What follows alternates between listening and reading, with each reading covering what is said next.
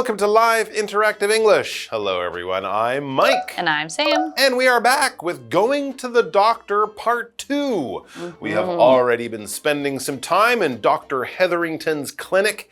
He has taken care of a cough. Yep. And he also took care of some acid reflux or heartburn. Someone was, not feeling so good in their tummy. That was a simple issue of change your diet. I think the lady Fiona with the cough, she got some antibiotics. Today, we're going to be looking at some slightly more unusual things, and we're starting off with medicine you will take before you go on a trip. So you're not actually sick now, but you're going to a part of the world where they might have different diseases that your body isn't naturally prepared to fight, so you might get some help. In the same way that we got shots so we won't get COVID, or if we get it, it won't be so bad, you can do the same thing with different diseases from other parts of the world. You were saying you did something like this. Yes, and so the very first time that I traveled very far, I guess, from America when I went to China to study for a semester,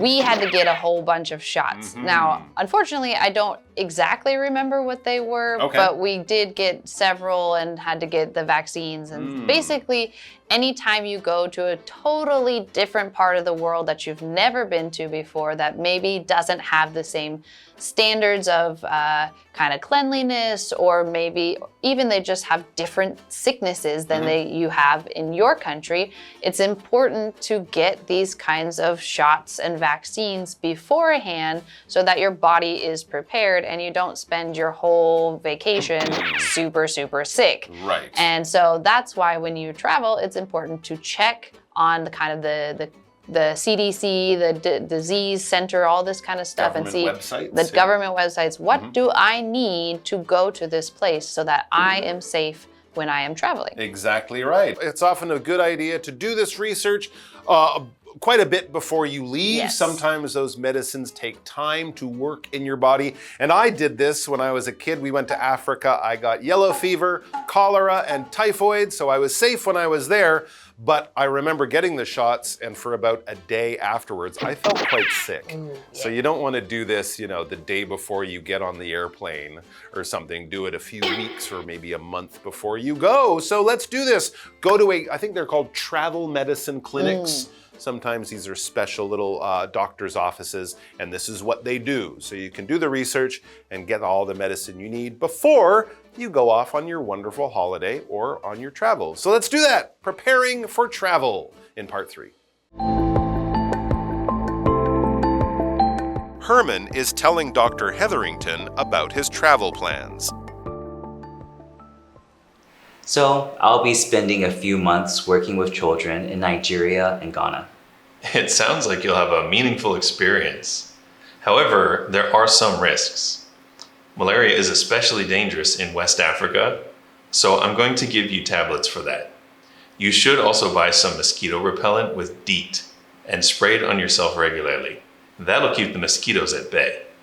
Do I need any shots before I go? Yes.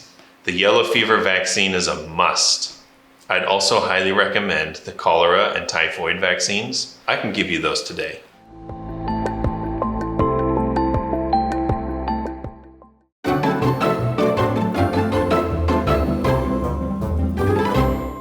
All right, so yes, we are going to the doctor again in part 2 today. Our third doctor-based dialogue is titled Preparing for Travel. So that's the one we're going to be doing now. Who is traveling? Herman is telling Dr. Hetherington about his travel plans. And we're guessing Herman is not just, going to Zhanghua or somewhere like that. He's not flying over to Hong Kong Disneyland or something. He's probably going quite far away to a very different part of the world. So let's find out. Yes, and so he goes, so I'll be spending a few months working with children in Nigeria and Ghana. Okay. And this is also one thing to notice. A lot of times when you're getting the travel vaccines and things like that, it's because you're going somewhere for a long time. So you're not totally sure what you're going to encounter in that period of time. If you're just going for a week and you're only staying in like the city,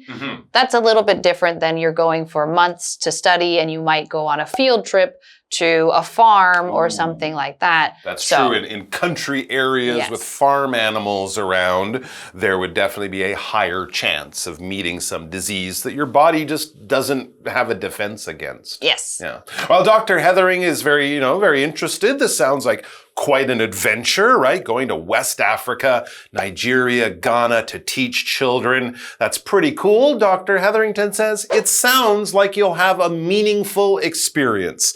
However, there are some risks. So it's a big adventure and it's going to be great for you, but there is some danger. There are some risks here. He's talking, of course, about disease and health risks. Malaria is especially dangerous in West Africa, so I'm going to give you tablets for that. Malaria, which is a disease carried by mosquitoes, and you will get bitten by a mosquito. You can't stop that, so you do need to take precautions. Yes, and we talked about, or Herman talked about that he was going to Nigeria and Ghana and these places to work with children, and that is going to be a very meaningful trip. And if something is meaningful, well, if you just look at the word, you can kind of understand it. It is full of meaning.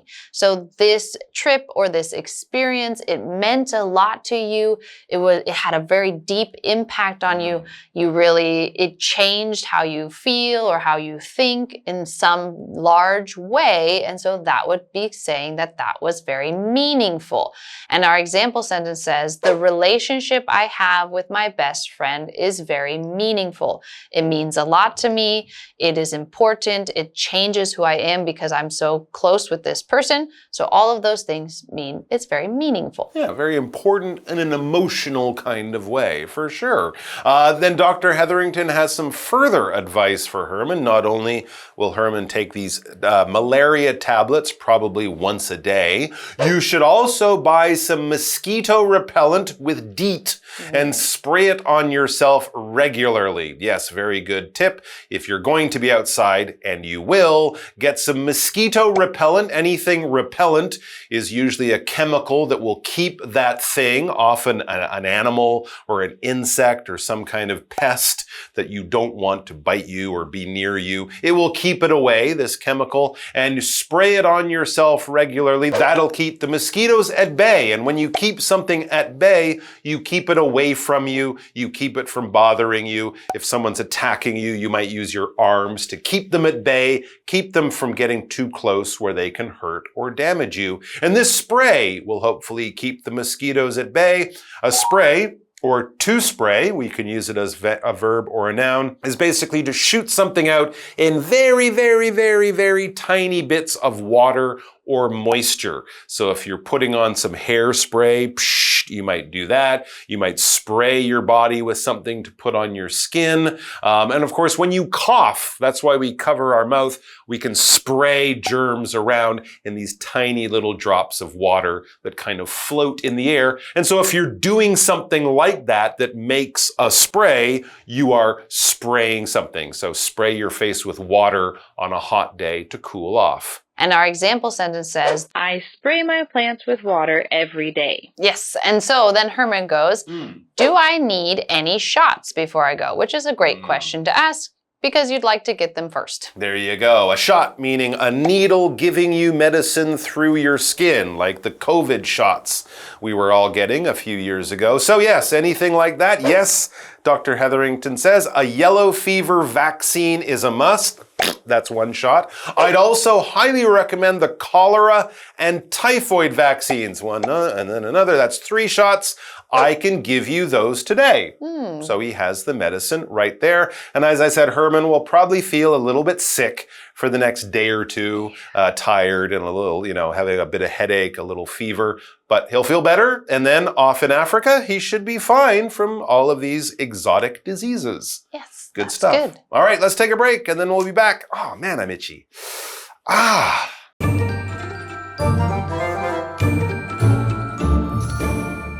Hello， 大家好，我是 Hanny。今天要继续来看2段关于看医生的对话。在第3段对话里 ，Herman 告诉医生，他会有几个月在奈及利亚和加纳从事协助儿童的工作。医生说，这听起来将会有一段很有意义的经历，不过呢，会有一些风险。疟疾在西非特别危险，所以呢，会给他预防疟疾的药片。医生也提到 Herman 应该要购买含有敌避成分的驱蚊剂，并且要经常喷在身上，防止蚊子靠近。那至于疫苗的部分，医生说黄热病疫苗一定要打，那也强烈建议他注射霍乱和伤寒疫苗，今天就可以帮他打了。好，单字 meaningful。Meaningful 它是形容有意义的或是意味深长的。那么 spray 这个动词表示喷洒。文中的 repellent 它表示驱虫剂。那么 vaccine 或是念作 vaccine 表示疫苗。我们也顺便补充一下 malaria 是疟疾， cholera 是霍乱， typhoid 则是伤寒。而 Mike 老师刚刚在讲到预防措施时，他有提到 take precautions， 就是指采取预防措施。其中的 precaution 它是拼作 P-R-E-C-A-U-T-I-O-N， 那这个名词表示预防措施或是防备。好，接话课文中。Dr. Hetherington is looking at a rash on Carol's arm. And you've never suffered from rashes before? No, never. Is it itchy or sore? It's very itchy. It's not really sore unless I scratch it too much.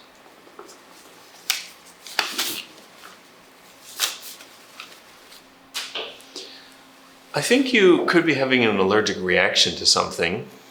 Have you eaten anything unusual recently? Or have you changed your laundry detergent? Yes, I have. The supermarket sold out of my usual detergent, so I've been using a different brand this past month. Could that be it? There's a good chance. Stop using it for a few weeks and see how it goes. If nothing improves, come back and see me.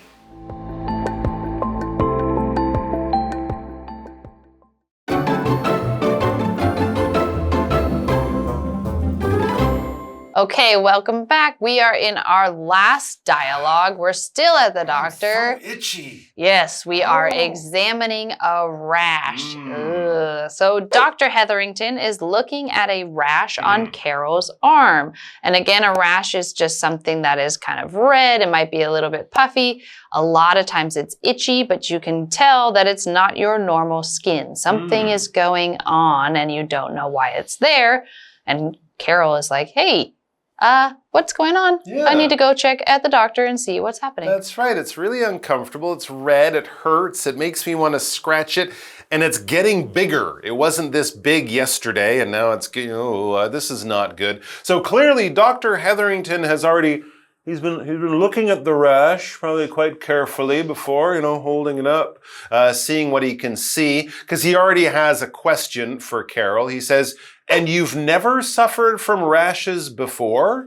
So she must have come in, doctor, I have a rash. It's here on my arm. I noticed it 2 days ago. He looks at it. So now he's got this second question. So I see this. This has never happened before. Because some people, they have sensitive skin. Yes. This might be a more common thing for them. But for Carol, is it a common thing? No. So it says no, never. Yeah, never so before. Carol does not have rashes typically. So that's probably why she's at the doctor. Again, if it was something that happened fairly often, then she would know how to treat it and she wouldn't need to go to the doctor. But this is like, whoa, random rash. What's happening? Doctor, help me. There you go. I've never had this happen before in my life. So that's interesting. To the doctor, that tells him something. He has another question. Is it itchy? Or sore? And Carol says it's very itchy. It's not really sore unless I scratch it too much, which of course makes sense because when you really scratch something, you hurt the skin and then it's going to start hurting. So itchy is one thing, but when your nails have broken the skin, skin a lot, then it's going to be itchy and sore. Exactly right. And when you scratch something, this is both the verb and a noun, but when you scratch something as a noun, yes, you're taking something sharp like your fingernails or a stick or a chopstick or whatever it might be, and you're moving it over your skin to make that itch kind of go away. For example, my cat loves it when I scratch under her chin. Oh, my cat, he loves that too. He loves being scratched behind his ears as well. All right, Dr. Hetherington is looking and thinking and thinking and looking, and finally he has an idea. He says, I think you could be having an allergic reaction to something. There's something on your skin that your body doesn't like, and it's kind of going, oh, what's this? And it's giving you these uncomfortable feelings so that you get that off you. It's an allergic reaction. That's also why it never happened before. Have you eaten anything unusual recently? Sometimes if people eat something their body doesn't like peanuts, they can have this outbreak of painful things on their skin as your body kind of fights it. So it could be that, something you've eaten, or have you changed your laundry detergent? Interesting. I guess the soap from washing the clothes is on the clothes. The clothes touch your skin doesn't like the chemical in the soap, and your skin goes, ah, I don't like this. And there are a lot of people who have allergies to laundry detergent. That's actually a big thing. That's why there's specific kids laundry detergent, baby laundry detergent that's supposed to be more gentle. And laundry, this noun that as we're using it here, is just all the clothes or all the blankets or anything that you need to put in the washing machine. So when you have a lot of laundry that you haven't done for the whole week, you might have a big pile of clothes that need to go into the laundry machine or into the washing machine, and that is called laundry. You can also say, I need to do my laundry, and just say, use it in this way as I'm doing this chore to wash every little piece of my clothes. Yeah.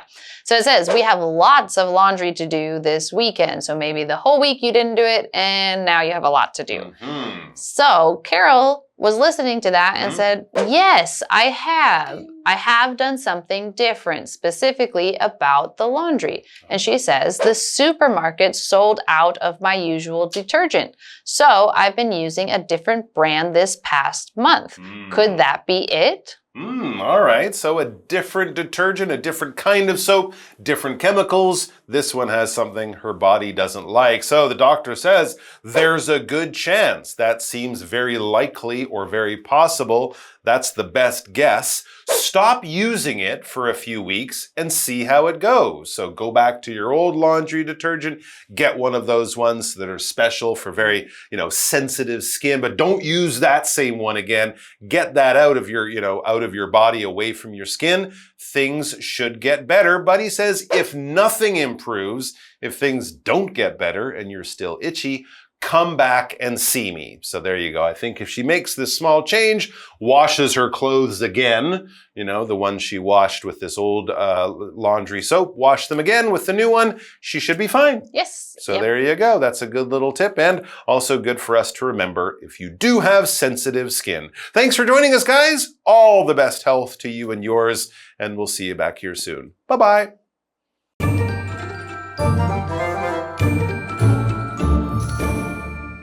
在第4段对话里，医生正在帮 Carol 检查她手臂上的皮疹。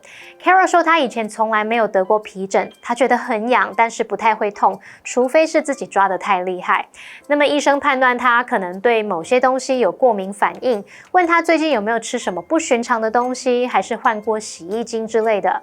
Carol 这时候想到，超市里面她平常用的洗衣精卖完了，所以过去几个月她都在使用不同的品牌。那医生认为这有可能就是这个造成的，建议他先停用几周看看情况如何，如果没有任何改善再来回诊。好，单字 scratch 这个动词就表示抓或者是瘙痒的瘙。那么 laundry 它表示准备要洗、待洗，或者是正在洗，或是刚洗完的衣物，注意它是不可数名词，我们就可以用 do the laundry 来表达洗衣服。那文中的 rash 表示疹子。在讲到疹子的时候 ，Sam 老师有用到一个形容词 puffy，P-U-F-F-Y，puffy 可以形容是鼓鼓胀胀的或是浮肿的。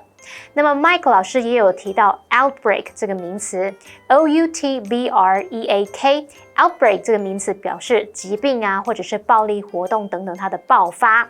好，再看到 allergic， 它是形容过敏的。我们常常用 be allergic to something 来表达对什么过敏。那么 allergy 这个名词就可以表达过敏或是过敏症。好，这边一个重点，我们进入文法时间。我们来学习 sell out， 它可以表达演出或比赛等等的门票它售罄，或者是商品销售一空。这个片语呢要以事物当主词，用法就会是 something be sold out， 或者是 something sells out。例如 The tickets sold out within seconds， 门票在几秒之内就销售一空。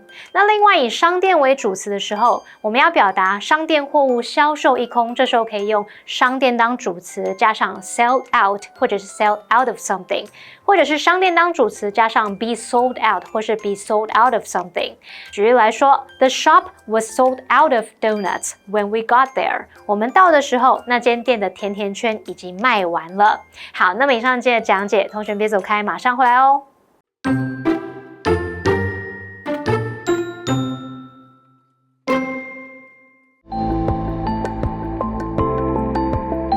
Herman is telling Dr. Hetherington about his travel plans.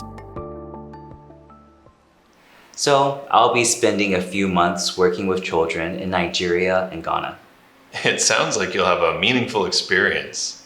However, there are some risks. Malaria is especially dangerous in West Africa, so I'm going to give you tablets for that. You should also buy some mosquito repellent with DEET and spray it on yourself regularly. That'll keep the mosquitoes at bay. Do I need any shots before I go? Yes, the yellow fever vaccine is a must. I'd also highly recommend the cholera and typhoid vaccines. I can give you those today.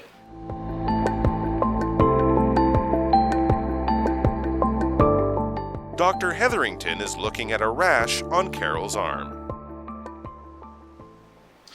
And you've never suffered from rashes before? No, never. Is it itchy or sore? It's very itchy. It's not really sore unless I scratch it too much.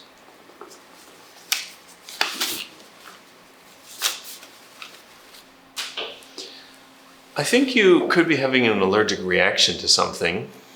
Have you eaten anything unusual recently? Or have you changed your laundry detergent?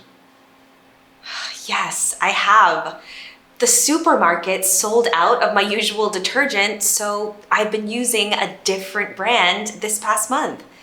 Could that be it? There's a good chance. Stop using it for a few weeks and see how it goes. If nothing improves, come back and see me.